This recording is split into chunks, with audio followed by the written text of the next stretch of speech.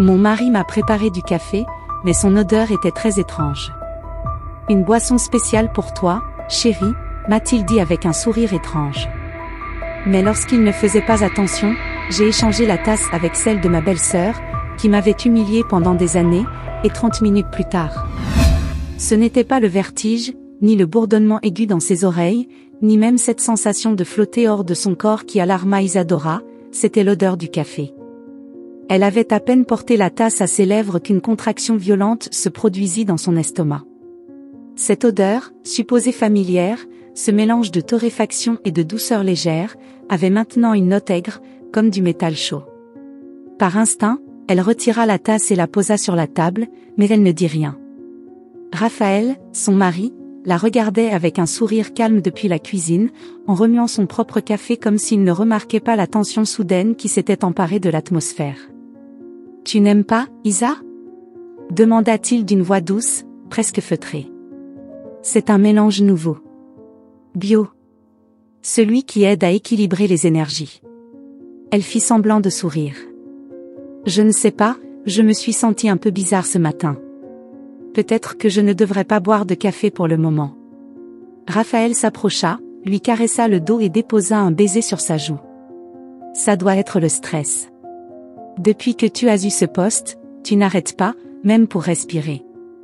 Tu te tueras à petit feu, mon amour. » Isadora baissa les yeux. Raphaël avait raison. La promotion qu'elle avait tant désirée, pour laquelle elle avait travaillé des nuits entières, renonçant à ses week-ends, à sa vie sociale, même à son sommeil, était devenue une source constante d'anxiété. Mais ce n'était pas tout. Quelque chose dans son corps était en train de s'éteindre. Chaque jour, il lui était de plus en plus difficile de se lever, la lumière du soleil lui faisait mal aux yeux, elle ressentait des nausées sans raison, et ses mains tremblaient légèrement quand elle réfléchissait trop. Ce matin-là, elle n'avait même pas pu boutonner sa chemise sans devoir s'asseoir d'abord. Mais elle avait caché cela, comme toujours. Elle ne voulait pas paraître faible. Pas maintenant. Dehors, la ville bouillonnait. Le trafic rugissait sur l'avenue et les klaxons faisaient partie de la mélodie habituelle de Mérida. Isadora dit au revoir à Raphaël avec un baiser automatique et descendit dans l'ascenseur, le cœur battant la chamade, comme si l'idée d'être seule était plus réconfortante que de rester une seconde de plus dans son propre appartement. Au bureau, rien n'était plus dangereux que de paraître fragile.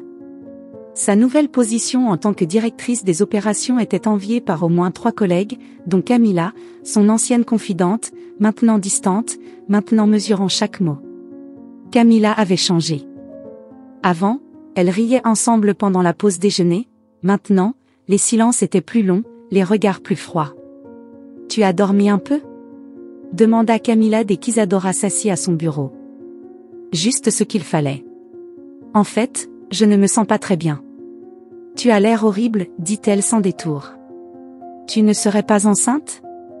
Isadora éclata d'un rire sec. « Définitivement non. C'est juste la fatigue. » Raphaël continue avec ses potions ? Camilla pencha la tête, amusée, mais avec une ombre dans les yeux. Ce type a une obsession pour les infusions étranges. Une fois, il m'a voulu me faire boire quelque chose avec de la fleur de lotus et de la poudre de je ne sais quelle racine d'Inde. Isadora ne répondit pas. Avant, elle aurait suivi la blague. Mais à ce moment-là, quelque chose se ferma dans sa gorge. Oui, Raphaël avait changé aussi. Pas qu'il soit viol. Bien au contraire. Il était excessivement attentionné.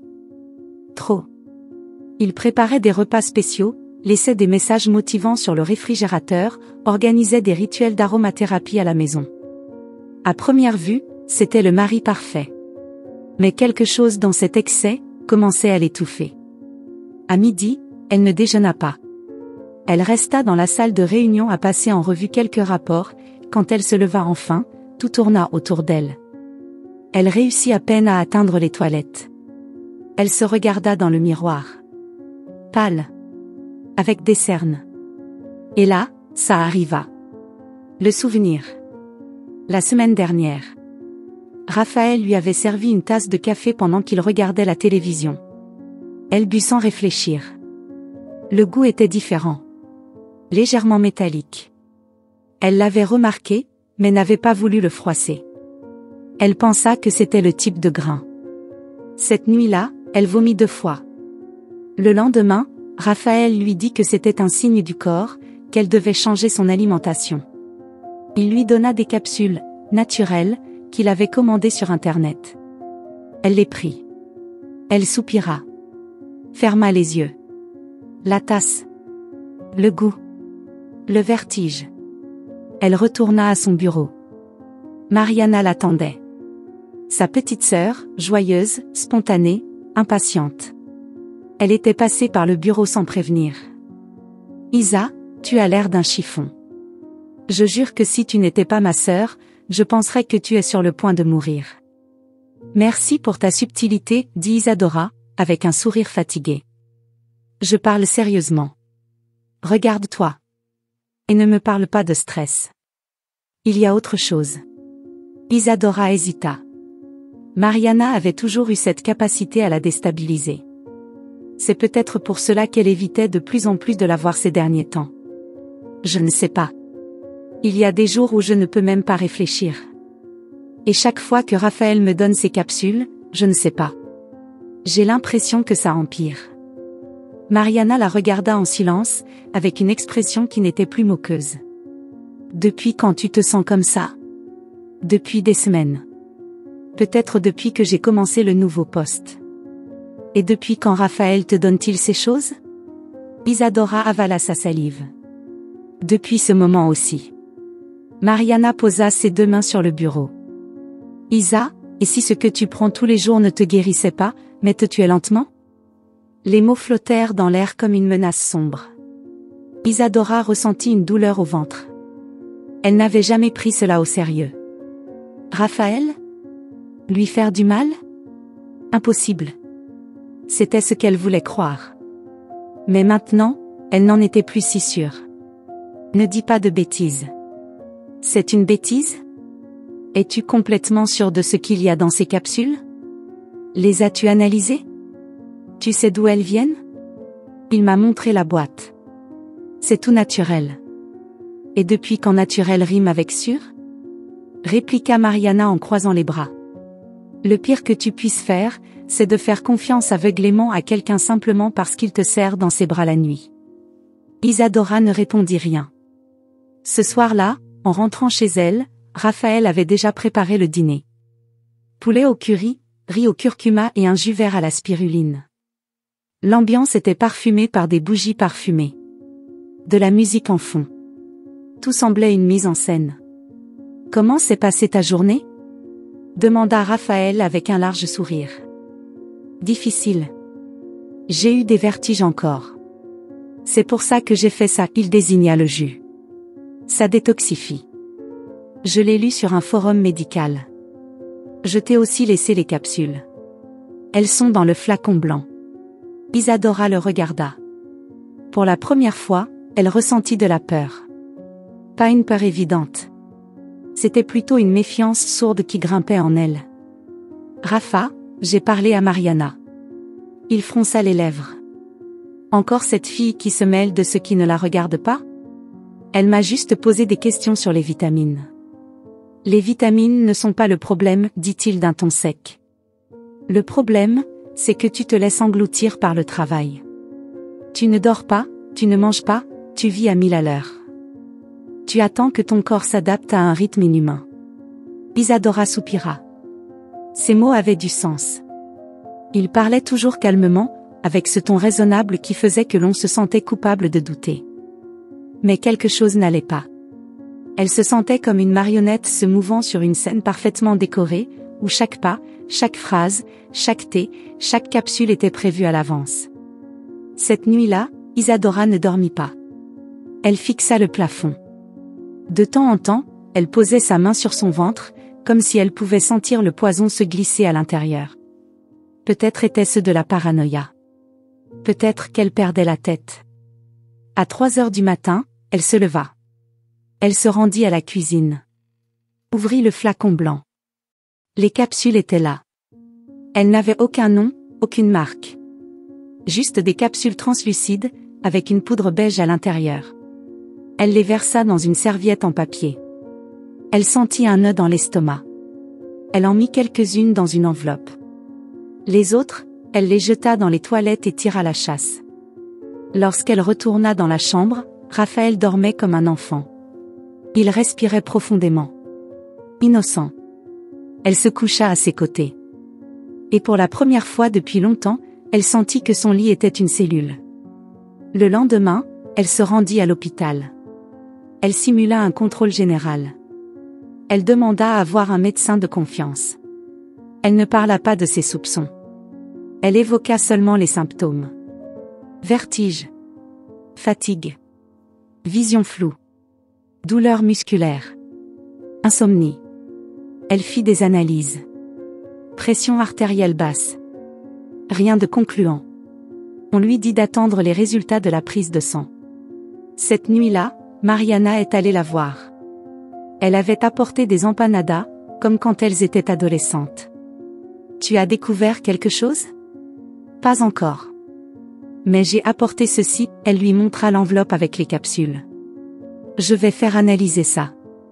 Mariana la prit dans ses bras. Tu n'es pas folle, Isa. Tu as de l'instinct. Et ça ne se trompe jamais. Dans la cuisine, Raphaël chantait. Il préparait encore une autre tasse de thé. Isa, tu veux du thé à l'hibiscus ou au jasmin? Elle le regarda. Aujourd'hui, je préfère de l'eau. Tu es sûre? Très. Et tandis qu'il se retournait, Mariana la regarda dans les yeux. Écoute-moi. Ne te déconnecte pas de toi-même. Parce qu'au moment où tu t'en rendras compte, le poison n'est pas seulement dans une capsule, il est dans celui qui te dit qu'il t'aime. Isadora avala difficilement. Le thé fumait dans la cuisine. Et pour la première fois, la maison qu'elle avait construite avec tant d'amour, sentait la peur. Isadora observait Raphaël verser le thé dans la tasse avec un sourire calme, étrange, celui qui autrefois la séduisait et qui maintenant ne faisait que lui raidir les muscles du cou. Chaque geste de lui était mesuré, élégant, comme s'il répétait son rôle de mari parfait devant une caméra invisible. Elle resta silencieuse, sentant l'humidité de la peur pénétrer ses pores. À ses côtés, Mariana faisait semblant de regarder son téléphone, mais la tension dans sa mâchoire la trahissait. « Tu es sûr que tu ne veux pas un peu ?» insista Raphaël, levant doucement la tasse vers elle. « Non, Raphaël. Je t'ai dit que je préfère de l'eau. » Il sourit. Ce n'était pas un sourire normal. C'était celui de quelqu'un qui avait appris à mentir sans bouger un muscle. Mariana serra les lèvres et se leva. « Il est tard, Isa. Je m'en vais. Appelle-moi si tu as besoin de quoi que ce soit, d'accord ?» Isadora la suivit jusqu'à la porte. Avant de partir, Mariana se retourna et lui dit à voix basse, presque en chuchotant. « Ne prends rien que tu n'aies pas préparé toi-même. » Rien. Cette nuit-là, Raphaël s'endormit le premier. Isadora resta dans le salon, silencieuse. Elle regardait la tasse de thé qu'il avait laissée sur la table. Elle était encore tiède. Elle s'approcha, la prit et alla dans la salle de bain. Elle versa le contenu dans un sac plastique, le fermant fermement. Elle le cacha dans son sac à main, avec l'enveloppe des capsules. Puis elle retourna sur le canapé. Elle se sentait comme si son corps n'était plus le sien, lent, maladroit, déconnecté. Le lendemain, Isadora se rendit à l'hôpital avec les analyses précédentes en main. Elle fut reçue par la docteure Elena, son ancienne amie de l'université, une femme aux cheveux noirs, relevée en un chignon parfait, toujours impeccable. La consultation commença comme d'habitude, avec des questions basiques, mais en lisant les résultats, l'expression d'Elena resta inébranlable. Il n'y a aucune anomalie. Tout est dans les normes. Pression basse, oui, mais ce n'est rien de grave. Et les vertiges? Et la fatigue? Et les nausées? Elena la regarda d'un air professionnel. Isadora, tu es une femme brillante, ambitieuse. Tu as fait beaucoup de chemin, et ça a un prix. Ton corps te demande une pause. C'est du stress, de l'épuisement.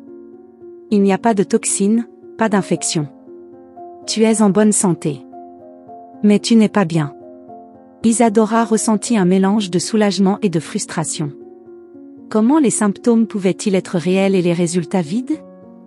Elena lui donna une tape sur le bras. Prends quelques jours. Déconnecte-toi. Et si ça te fait te sentir mieux, on pourra répéter les analyses. Mais je te le dis en toute confiance, il n'y a rien de clinique. Elle sortit de l'hôpital avec le sac dans son sac à main et un sentiment de vide qui la poursuivait comme une ombre. Elle n'arrivait pas à se débarrasser du doute que tout ce qu'elle vivait avait une cause que personne ne voulait voir. Cette nuit-là, Raphaël l'attendait avec une nouvelle surprise, des infusions d'herbes thaïlandaises et de nouvelles capsules, avec un emballage entièrement blanc. Celles-ci sont meilleures, dit-il en les posant devant elle. Sans produits chimiques. Faites avec du curcuma pur. Elles éliminent les toxines. J'ai lu des articles médicaux. Isadora les regarda à peine. Elle acquiesça sans rien dire. Elle fit semblant d'en prendre une, mais dès qu'il se tourna, elle la cacha rapidement dans sa poche. Celle-ci irait aussi au laboratoire. Elle était déterminée à découvrir la vérité, quoi qu'il en coûte. Le matin suivant, au bureau, tout était en chaos. La tension liée à la présentation imminente du nouveau projet était telle qu'on aurait pu la couper au couteau. Camilla était à son bureau, parlant au téléphone d'un ton autoritaire. Lorsqu'elle aperçut Isadora, elle raccrocha immédiatement. Enfin. Ça va mieux? Un peu, répondit Isadora en posant son sac sur la chaise. Il faut qu'on passe en revue l'ordre des points. Il y a des choses qui ne sont pas claires. Et quelqu'un a fuité la proposition à l'équipe marketing. Ce n'était pas toi, hein? Isadora fronçit les sourcils. Tu me demandes si j'ai trahi l'entreprise?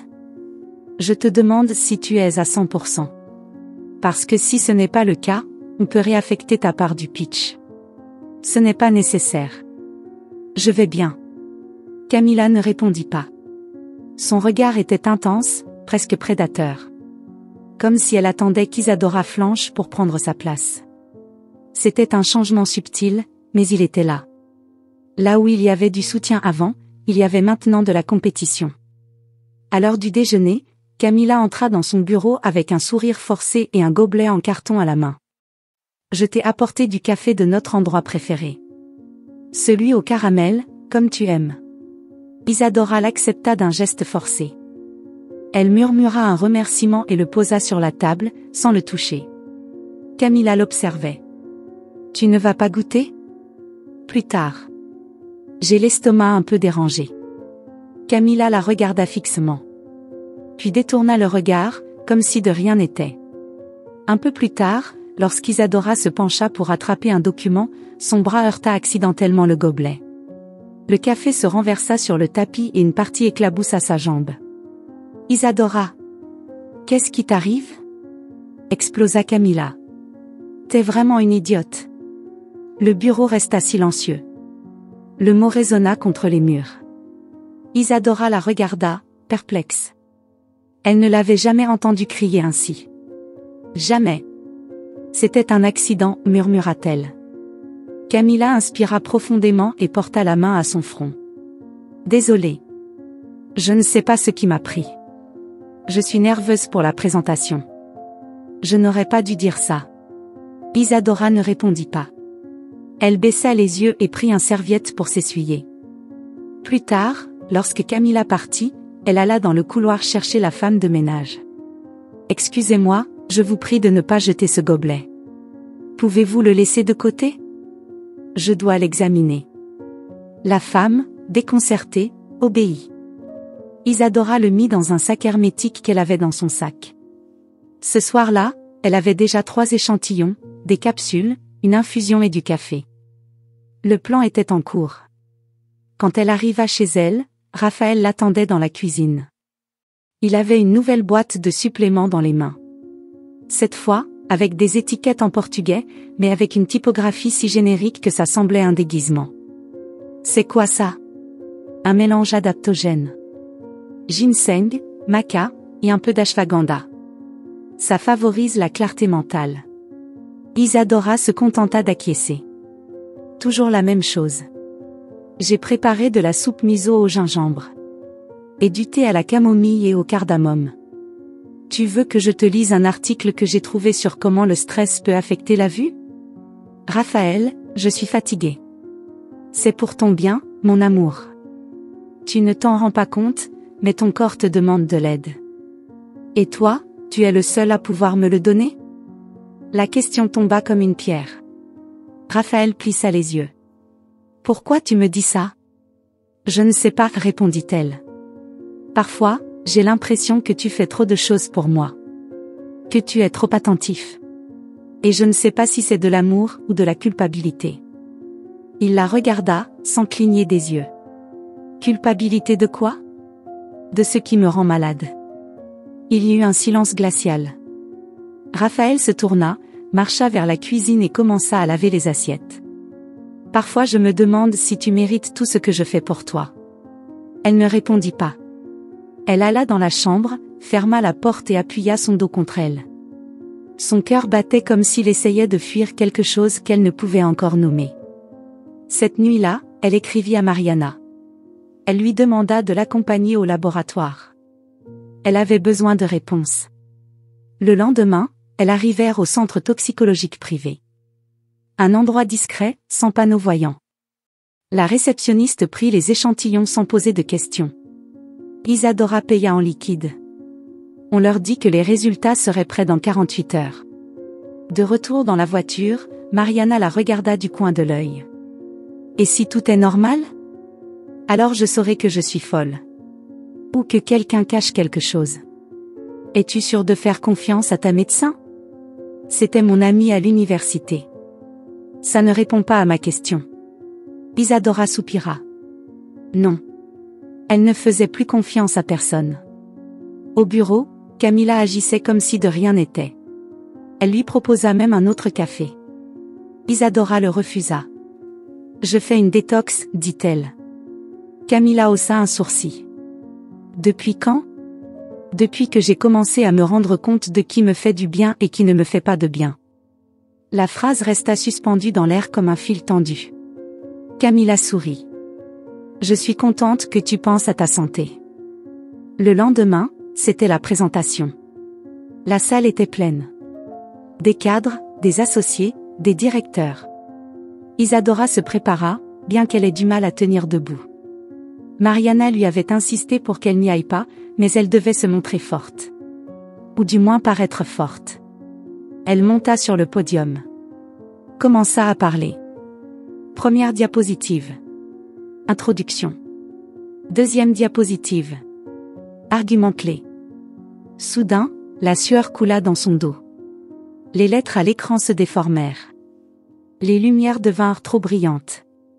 Elle aperçut Camilla, assise au premier rang, la regardant les bras croisés.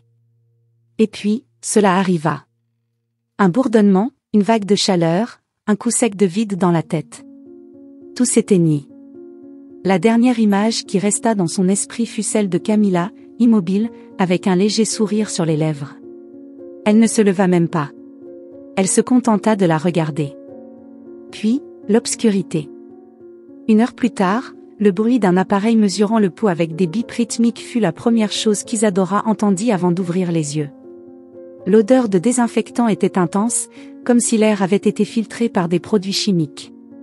La lumière blanche de l'hôpital fendait l'obscurité de sa vision comme une lame, et pendant un instant, elle ne savait pas si c'était le jour ou la nuit. Tout son corps pesait comme du plomb. Elle essaya de bouger ses doigts. Ils répondirent, maladroits, comme s'ils avaient peur. Isa? Isa, tu m'entends? La voix de Raphaël arriva comme un murmure empreint d'anxiété. Il était à côté de son lit, les yeux embués, lui tenant fermement la main. Il la regardait avec un mélange de panique et de soulagement, comme s'il venait de la sauver de quelque chose de terrible ou comme s'il veillait sur elle. « Tu es là, dit-il. Dieu merci. » Isadora tenta de parler, mais sa langue était sèche, collée au palais.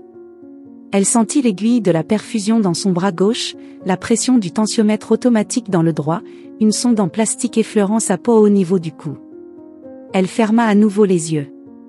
Elle se souvint soudainement du moment exact où tout devint noir. La salle pleine de cadres, la sueur coulant dans son dos, la vue floue, le visage impassible de Camilla au premier rang. Elle ne bougeait pas. Elle n'avait rien fait. Elle se contentait de la regarder. La porte de la chambre s'ouvrit et Elena apparut avec un dossier à la main. Son expression était sereine, trop. Une sérénité mesurée, presque répétée. Isadora, quelle joie de te voir réveillée. Nous avons dû te stabiliser. Ta pression est tombée en chute libre. Tu es déshydratée et épuisée. Ce qui t'est arrivé est un cas manifeste d'effondrement dû au stress. Isadora la regarda en silence. Il y avait quelque chose de nouveau dans sa façon de parler. Avant, elle la connaissait comme une amie, une collègue avec qui elle partageait des rires dans les couloirs de l'université. Maintenant, elle la regardait comme une figure distante, en blouse blanche, avec un sourire professionnel qui n'atteignait pas ses yeux. « Et les analyses ?» demanda-t-elle avec effort. Elena baissa les yeux. « Tout est en ordre. Aucun signe d'empoisonnement, ni de troubles neurologiques. Pas de traces de toxines. » Isadora sentit son estomac se serrer. « Alors, je suis folle ?» Elena s'assit au bord du lit. « Tu n'es pas folle. Mais ton corps est sous pression depuis des mois. La promotion, les exigences, les nuits blanches. Le corps se défend comme il peut. » C'était sa façon de crier stop. Raphaël caressa le bras de sa femme. « Je te l'ai dit, Isa. Tu as tout donné. Il est temps de t'arrêter. Tu vas t'en remettre. On va le faire ensemble. » Elle ferma les yeux. Mensonge. Tout était un mensonge. Elle sentait que quelque chose s'échappait des fissures du visible. Elle le savait. Son corps ne lui mentait pas. Son esprit ne l'inventait pas. Il devait y avoir autre chose. Des heures plus tard, lorsque Raphaël partit chercher du café, un nouveau visage entra. Jeune, regard ferme, sans blouse blanche. Il portait l'uniforme bleu du personnel médical, avec une carte suspendue autour du cou. « La docteure Elena m'a demandé de faire une évaluation neurologique rapide, dit-il. Je suis le docteur Thiago Moreira. » Isadora le regarda avec méfiance. Il sembla le remarquer. « Je veux juste te poser quelques questions de base et vérifier tes réflexes. Rien d'invasif. » Elle hocha la tête. Thiago l'examina en silence. Ses doigts étaient rapides, son langage mesuré. Il ne remplissait pas l'espace de phrases vides, ce qui la calma. Lorsqu'il eut terminé, il la regarda attentivement. « Physiquement, tu es stable. Ta pression est revenue à la normale. Mais il y a quelque chose qui cloche. » Isadora se redressa dans le lit. « Toi aussi, tu le sens ?» Il hésita un instant. « Je dirais que oui. » Elle lui tendit une main tremblante et sortit de sous la couverture un sac plastique. « C'était dans mon café. Le jour de la présentation. Je ne l'ai pas jeté. Je l'ai gardé. Je veux que tu l'analyses. Et je veux que tu compares ça avec mon sang. » Thiago examina le sac attentivement, sans montrer de surprise. « Quelqu'un te fait du mal ? » ?»« Je ne sais pas. Mais j'ai de fortes suspicions. » Très sérieuse. Il rangea le sac dans son porte-documents et se leva. « Je vais l'analyser personnellement. Je te tiendrai au courant dès que j'aurai des résultats. Je ne dirai rien à personne d'autre. » Isadora hocha la tête. Pour la première fois en semaine, elle avait l'impression que quelqu'un l'écoutait vraiment. Cette nuit-là, Mariana appela en visioconférence. Elle était dans son appartement, avec un visage sérieux, sans maquillage, avec les résultats en main. « Je viens de sortir du laboratoire. Les capsules, rien. Des vitamines basiques, du magnésium, du complexe B, un peu d'extrait de plantes. Rien de toxique. Tu es sûr ? Eux, ils sont sûrs. Pas moi. Le café est encore en cours de révision, tout comme le thé. Mais les capsules, elles sont innocentes. » Isadora serra les lèvres. Son intuition criait toujours. « Et si les analyses étaient altérées ?» Mariana haussa les sourcils. « Tu penses que quelqu'un manipule les résultats ? » Je ne pense plus. Je le sais maintenant. Il y a beaucoup de choses qui ne collent pas. Elena répète toujours la même chose. Que tout est dû au stress. Mais quelque chose ne correspond pas. Raphaël ? Isadora baissa les yeux. Je ne veux pas y penser. Je ne peux pas. Mariana soupira. Écoute. Il faut que tu te protèges de tout le monde. Y compris lui.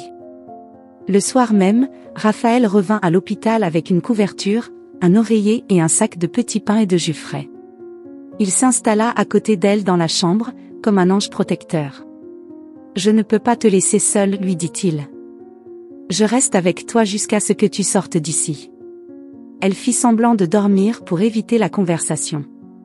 Dans l'obscurité, sa respiration était lente, mais son esprit tournait à 1000 à l'heure. Raphaël veillait sur elle, mais il la contrôlait aussi. Le lendemain matin, Camilla arriva avec des fleurs et son célèbre café du café préféré des deux. « Tu m'as manqué », dit-elle en posant la tasse sur la table de chevet. « L'ambiance au bureau est horrible sans toi. En plus, personne ne sait gérer les associés comme toi. » Isadora la regarda sans sourire.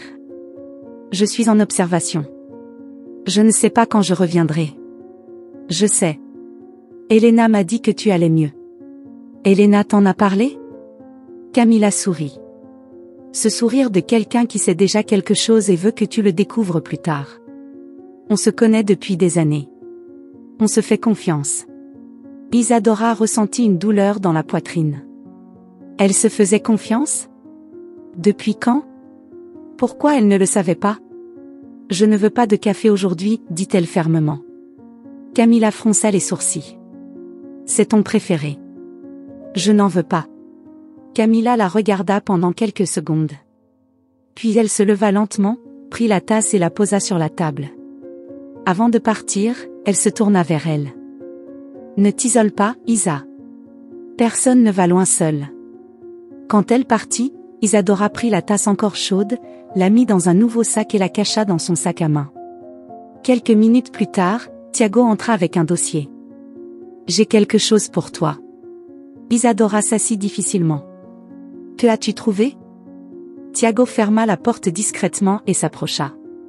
On a trouvé des résidus d'un alcaloïde naturel dans ton sang. Ce n'est pas illégal. Il est présent dans certaines racines médicinales. Mais à des concentrations élevées, cela peut provoquer une fatigue extrême, de la somnolence et une perte de coordination. Quelqu'un est en train de me droguer ? Je ne sais pas. Ce que je sais, c'est que ce même composé était dans le verre que tu m'as donné. Celui du café. Isadora sentit que le monde devenait plus petit. Tout avait du sens. Ou commençait à en avoir. Et Elena ? Thiago hésita. Elle a signé ton première analyse. Celui qui ne montrait rien. Mais, j'ai vérifié les données du laboratoire et il y a eu une modification manuelle. Quelqu'un a modifié les niveaux originaux. Et ce n'était pas moi. Le cœur d'Isadora battait comme un tambour. Puis-je te faire confiance ? Oui. Et si tu veux continuer cela, j'ai besoin de ton autorisation pour ouvrir une enquête interne formelle. Isadora le regarda avec détermination. Fais-le. Et fais-le rapidement. Quelques heures plus tard, 2 policiers arrivèrent à l'hôpital. Ils portaient des vêtements civils. Ils ne se faisaient pas remarquer, mais leurs pas étaient décidés. Ils se dirigèrent directement vers la réception. Ils cherchèrent Camilla. Elle était dans la salle d'attente, regardant son téléphone. En les voyant, son corps se tendit, mais elle ne dit rien. L'un d'eux lui montra une carte d'identité. Madame Camilla Oliveira. Nous avons besoin que vous nous accompagniez. Nous avons des questions concernant une enquête médicale en cours. De quoi s'agit-il ? Il y a des indices de manipulation de substances dans des boissons fournies à une patiente. Vous avez été vu en train d'apporter ces boissons. Vous m'accusez ? Nous demandons simplement votre coopération. Camilla se leva, hautaine. Elle ne résista pas. Elle marcha aux côtés des policiers sans regarder en arrière. À ce moment, Elena apparut dans le couloir, en blouse blanche, tenant un dossier. En la voyant, le deuxième policier l'intercepta. Docteur Elena Mark. Pourriez-vous aussi nous accompagner ? Il y a des incohérences dans les documents médicaux sous votre responsabilité. Elena pâlit. Pendant un instant, elle resta immobile. Puis, elle baissa la tête et acquiesça. Elle marcha derrière eux, d'un pas lent. Isadora, depuis sa chambre, observait la scène à travers la fenêtre de la porte entrebâillée. Camilla passa devant sa vue. Leurs regards se croisèrent. Il n'y avait aucune surprise dans les yeux de Camilla. Juste de la colère contenue. Une colère silencieuse. Mais aussi, une sorte de fierté. Comme si, même découverte, elle avait obtenu ce qu'elle voulait. Ce regard la hantrait pendant des années. Rien n'était ce qu'il paraissait. Et maintenant, elle le savait. La bataille ne faisait que commencer. Camilla passa devant la porte de la chambre sans détourner les yeux.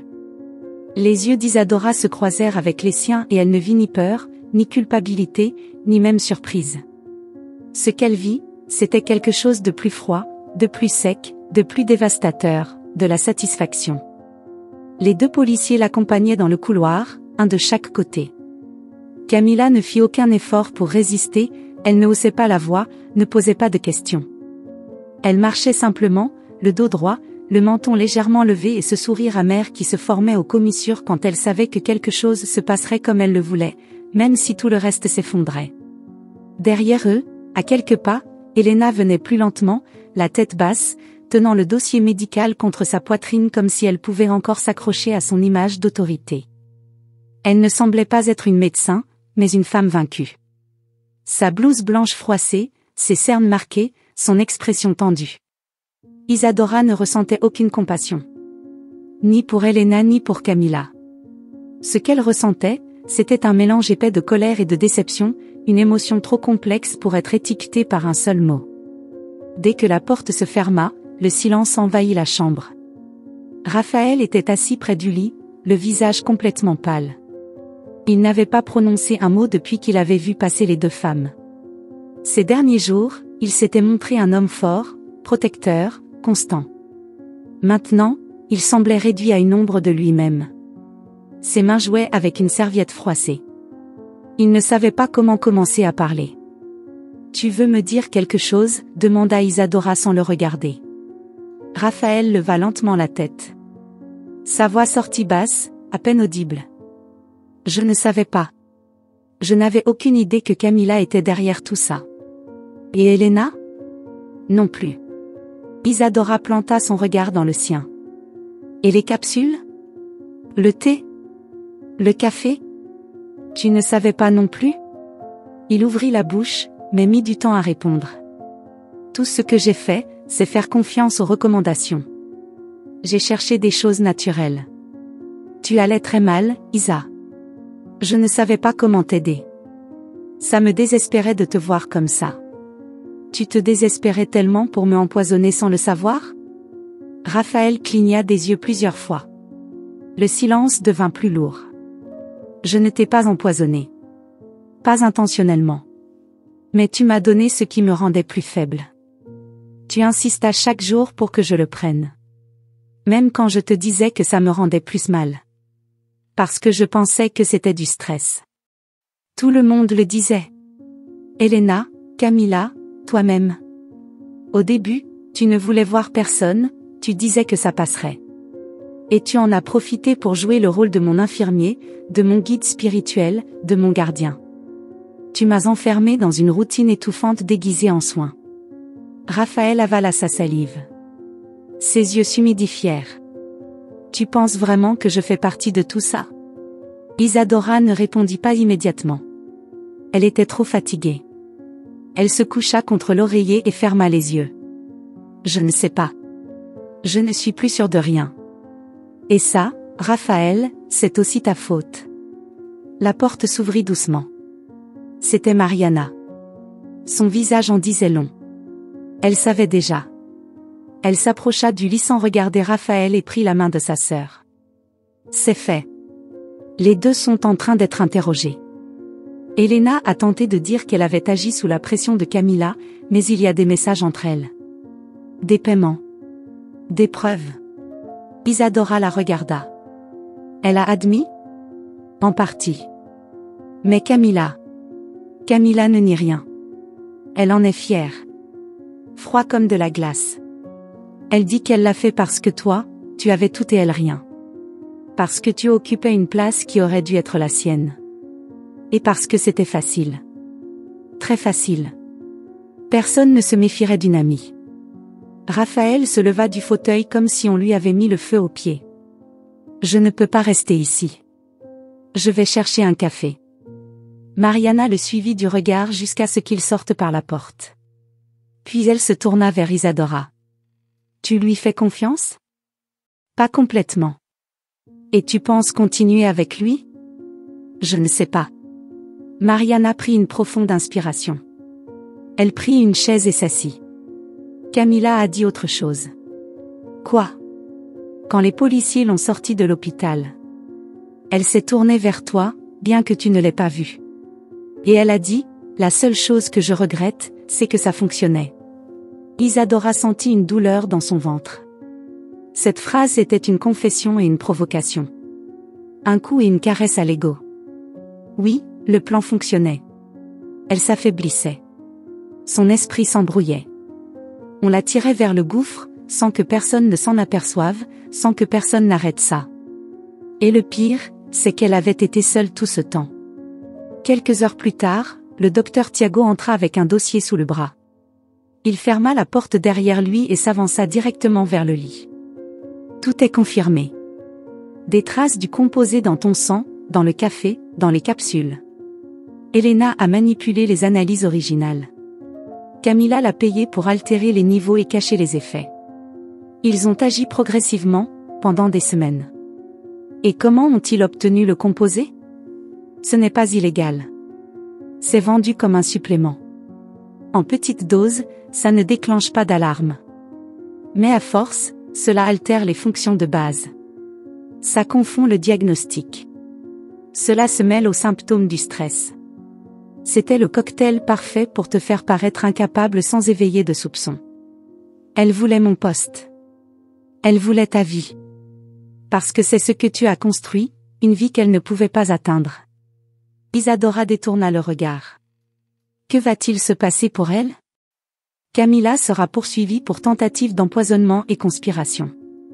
Elena sera jugée pour falsification de documents médicaux et négligence aggravée. Elles ont déjà des avocats. Et Raphaël? Thiago hésita.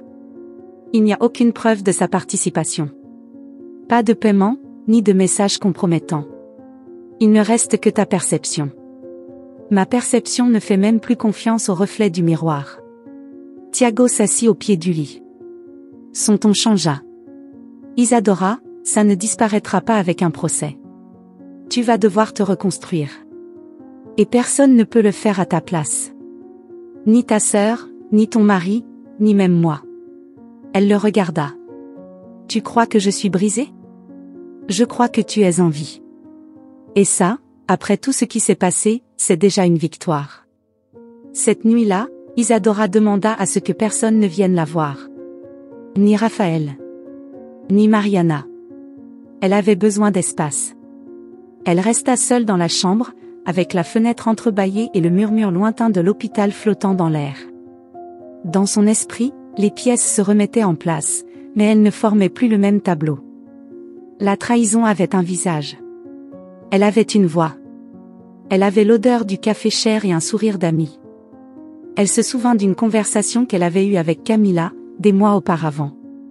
Elles étaient dans la cafétéria de l'immeuble, riant d'une présentation mal réalisée par un nouvel employé. À ce moment-là, Camilla l'avait regardée avec admiration. Tu retombes toujours sur tes pieds. Quoi qu'il arrive. Isadora avait répondu sans réfléchir. Ce n'est pas de la magie. C'est que je sais quand sauter. Cette phrase sonnait maintenant différemment. Est-ce qu'elle avait sauté à temps? Ou bien l'avait-elle poussé et elle avait simplement eu de la chance de s'accrocher au bord? Après 11 heures, elle entendit une voix à la porte. Je peux entrer? C'était Raphaël. Il portait un sac avec des pulls et quelques livres. Il semblait épuisé. Elle ne répondit pas, mais ne l'arrêta pas. Il s'approcha, déposa les affaires sur la table et resta debout. Je ne veux pas que tu penses que tout était faux. Je ne le pense pas. Mais je ne crois pas non plus que ce soit entièrement réel. Je t'aime, Isa. Je t'ai toujours aimé. Et si l'amour ne suffisait pas? Raphaël s'approcha davantage. Alors je prends tout ce que tu veux bien me donner. Même de la distance. Elle baissa les yeux. Pour l'instant, j'ai besoin de ça. De distance. Il hocha la tête. Il se pencha, lui embrassa le front et partit. En fermant la porte, Isadora ressentit une étrange paix. Ce n'était ni un soulagement, ni de la joie. C'était de la clarté. Dans le silence, elle pensa à tout ce qu'elle avait perdu, mais aussi à ce qui restait. Son corps. Sa voix. Sa volonté. Et une phrase surgit du plus profond de sa mémoire, comme une cicatrice qui faisait encore mal. La seule chose que je regrette, c'est que ça fonctionnait. Plus jamais. Plus jamais avec elle. Jamais plus. L'infirmière entra avec le certificat de sortie en main, souriant avec l'efficacité bienveillante de quelqu'un qui a vu des centaines de patients sortir par la même porte. Isadora la regarda en silence tandis qu'elle signait les papiers. Elle ne ressentait ni joie, ni soulagement, ni victoire. Ce qu'elle ressentait, c'était une fatigue si profonde que ni son corps ni son âme ne semblaient capables de bouger. À ses côtés, Mariana l'aidait à ranger ses affaires, pliant soigneusement les vêtements, la sacoche de livres, le petit flacon de parfum qu'elle avait utilisé pour se sentir un peu moins comme une prisonnière. Raphaël attendait à la réception. Il portait cette chemise bleue qu'elle avait toujours aimée. Ses yeux étaient rouges, mais il gardait cette expression sereine qui ne trompait plus personne. Lorsqu'il la vit sortir en fauteuil roulant, il se précipita pour prendre les sacs et lui offrit son bras, comme s'il avait encore le droit de la soutenir. Elle le regarda avec une courtoisie douloureuse et lui indiqua du regard que Mariana s'en occuperait. Il n'eut pas besoin de dire davantage. Pendant le trajet, ils parlèrent à peine. Raphaël conduisait les deux mains fermement sur le volant, les yeux fixés sur la route, comme s'il craignait qu'un mot mal placé ne le fasse s'écraser. Mariana était assise à l'arrière, envoyant des messages sur son téléphone. Isadora regardait par la fenêtre. Les rues de la ville étaient toujours les mêmes. Voitures, bâtiments, arbres, réverbères. Mais rien n'était pareil.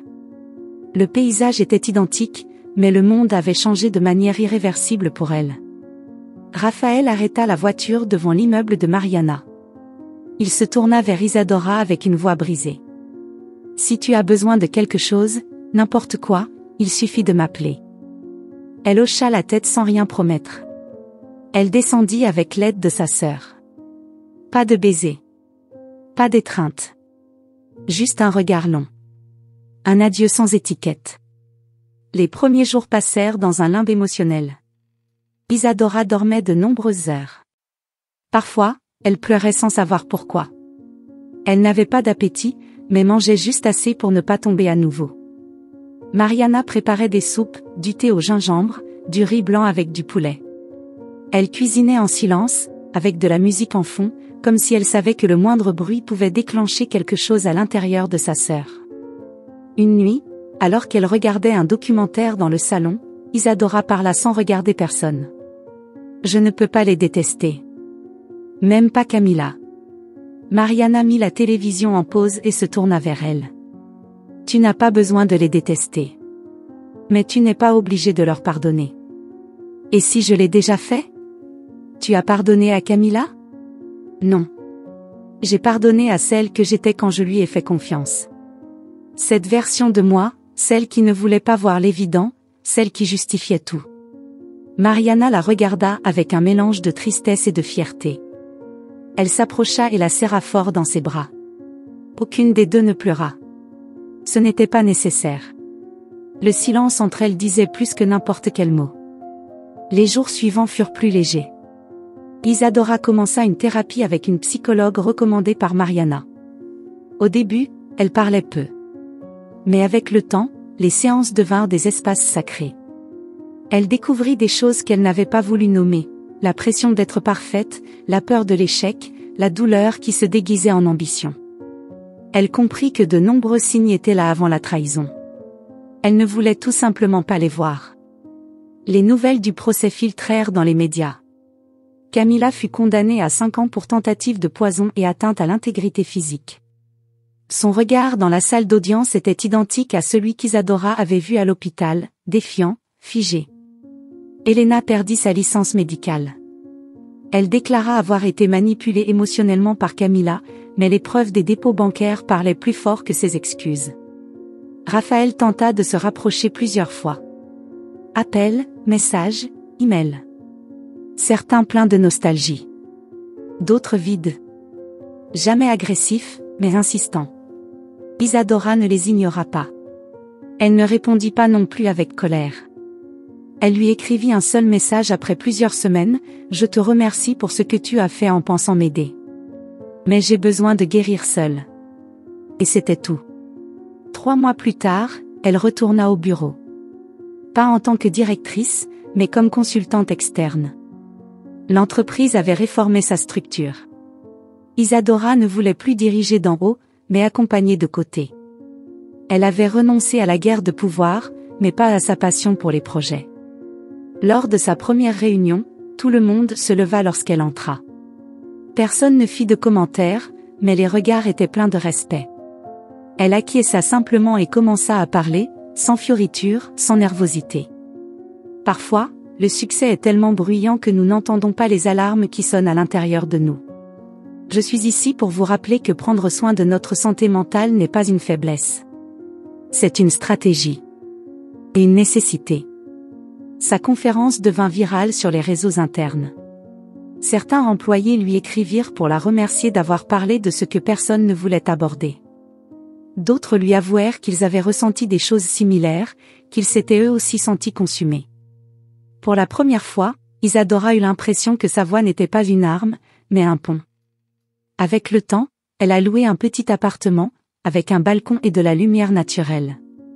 Elle l'a décoré avec des plantes, des tapis doux et des rideaux légers. Elle n'a pas acheté de télévision. À la place, elle a installé une étagère avec des livres et une machine à café qu'elle n'utiliserait que lorsqu'elle en aurait vraiment envie. Sur le mur principal, elle a accroché une phrase que Mariana avait écrite sur un serviette. Personne ne redevient le même après avoir touché le fond, et c'est ce qui est le mieux. Le premier matin dans sa nouvelle maison, elle s'est servi une tasse de café. Chaud, épais, avec un parfum pur. Il n'y avait pas d'herbes étranges. Il n'y avait pas de mains étrangères. C'était juste elle et le silence. Elle s'est assise sur le balcon, pieds nus, avec le soleil tiède sur son visage. Elle a pris la première gorgée. Et elle a souri.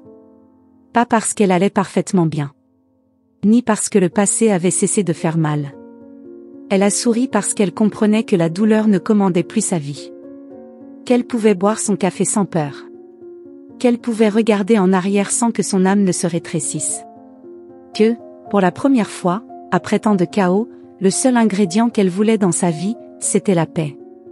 Si cette histoire vous a plu, je vous invite à laisser dans les commentaires ce que vous avez ressenti en l'écoutant, et si vous avez vécu une situation de trahison similaire, j'aimerais beaucoup que vous partagiez votre avis précieux.